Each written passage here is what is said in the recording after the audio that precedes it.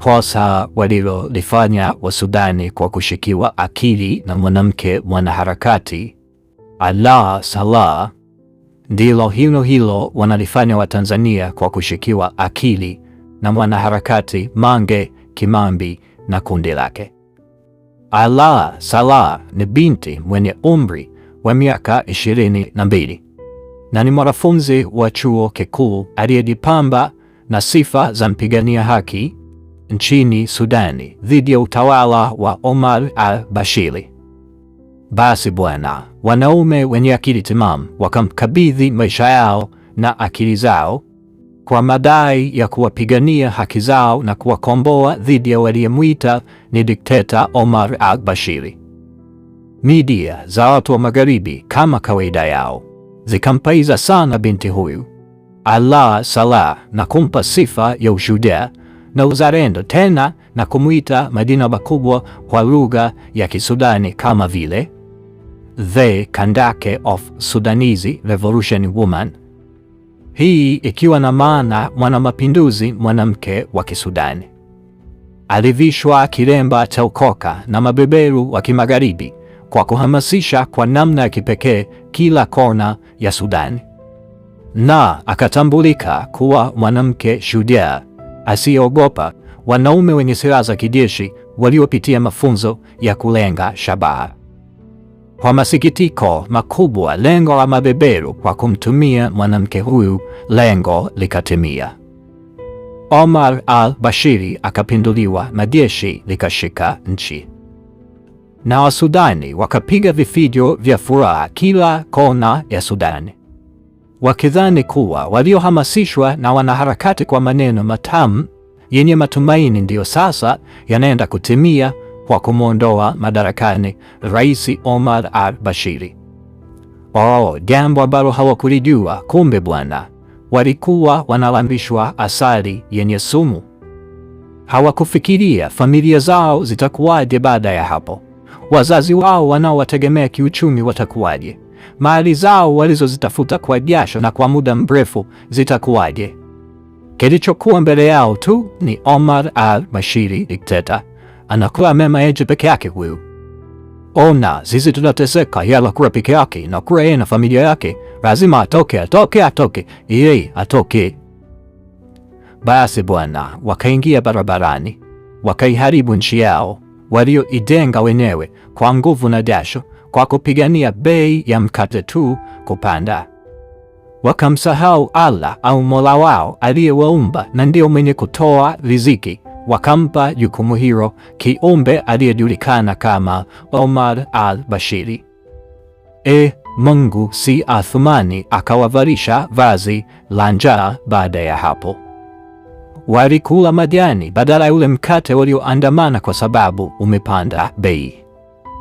Jinamizi la mauaji likatanda katika ardhi ya Sudan. Ubakaji ukawa ndio mfumo rasmi katika ardhi ya Sudan.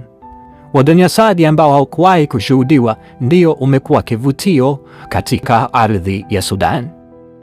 Leo hii ni mwaka wa 7 tangu kuanza tarehe 8 mwezi wa 4 2019, tangu mapinduzi ya Rais Omar al-Bashir. Mwanamke huyu shujaa haonekani tena katika media za waliomsifu. Wale wa Sudani waliokuwa naye bega kwa bega, wengi wao wako makaburini. Alaa Saleh haonekani tena kwenye majukwaa ya kupigania haki. Mpaka leo Sudani umekuwa uwanja wa mapambano na vita vya wenyewe kwa wenyewe, kwa maana ya ndugu la jamaa, swahiba na rafiki. Kazi ni moja tu, kuchinjana. Allah awarehemu waliofitinika na fitina za wanaharakati. Kosa kama la Wasudani wanalirudia Watanzania. Watanzania wenye kusifika kwa amani na utulivu, busara na uvumilivu wameingia katika mfumo ulioangamiza wa Sudan. Watanzania wenye akili timamu wanaziweka rehani akili zao, utu wao, busara zao, hekima zao, wanamkabidhi mwanaharakati Mange Kimambi, mwanadada aishie nchini Marekani huku akiwa na uraia wa Marekani, mama yake akiwa na kundi lake, bila kujali mazuri yaliyotuzunguka, bali tunatamani ziada ya haya tuliyokuwa nayo kwa kuangamiza juhudi zetu wenyewe, kwa kushawishika na wanaharakati tuliowapa jina la wapigania haki. Bali kwa mapenzi yake Mungu akatupa mazingatio machache kwa kilichotokea Oktoba 29 bila kuhadithiwa. Tukaondeshwa tone la shubiri lililochukua siku zisizozidi 10, bali mpaka leo athari zake zinalitafuna taifa letu.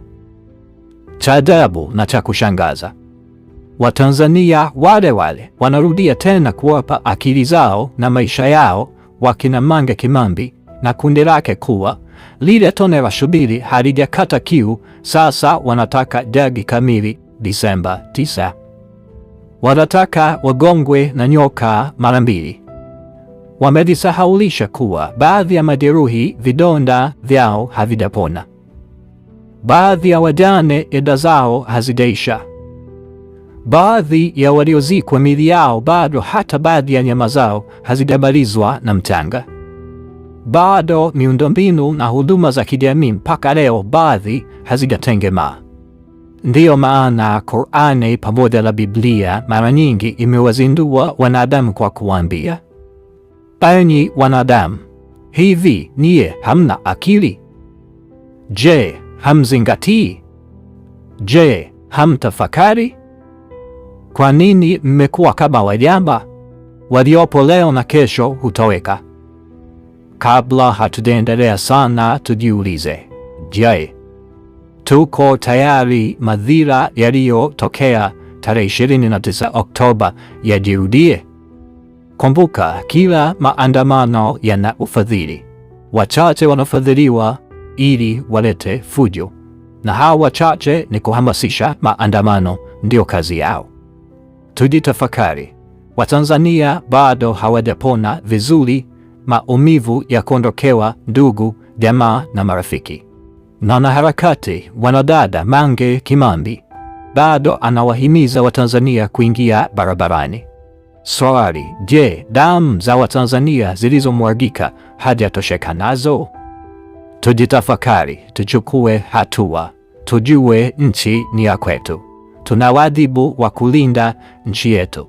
Tuna wajibu wa kulinda amani yetu.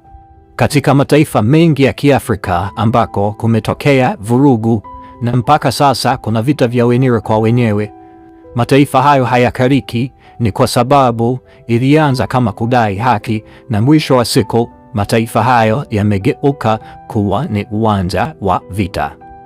Je, tuko tayari kuona watoto wetu, vijana wetu, binti zetu wakijeruhiwa, wakiuawa? Je, tuko tayari kupoteza wazazi wetu? Tujiulize, je, tumfuate Mange Kimambi ama tuingie kwenye meza ya mazungumzo na maridhiano ili kuwe na hali ya utulivu, kisha tusonge mbele? Tuachie maoni yako kwa comment.